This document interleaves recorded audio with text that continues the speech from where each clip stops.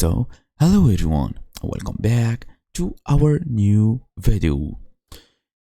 So, if you are a Mac user and Copilot has stopped working, you are not alone. There are several Mac specific issues that can block the feature. One common issue involves the terminal shell on macOS with ZSH configured as the default terminal. Copilot extensions and VS Code can fail to start due to export errors in paths containing spaces. The issue is related to improperly coded paths in the terminal environment. So let me show you how to get Copilot running again, fast and easy as usual. Let's get started.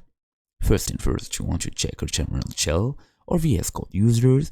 If Copilot in VS Code fails to start on macOS with ZSH, the terminal may be generating errors like eval export 1 not valid in this context whatsoever, or they may show you a command not found SED. This is caused by paths with spaces in them. As a workaround, temporarily disable Copilot extensions or try switching your default terminal from Z or ZSH to Bash. Then refresh your license and privacy settings. You can also go and clear the app cache or clear the cookies if you are using the website. Go all the way to basically cookies inside data, go all the way here, select them and remove them. Then check for any accounts conflicts.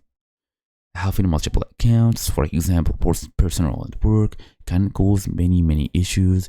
Make sure you are signed with the correct account associated with your subscription.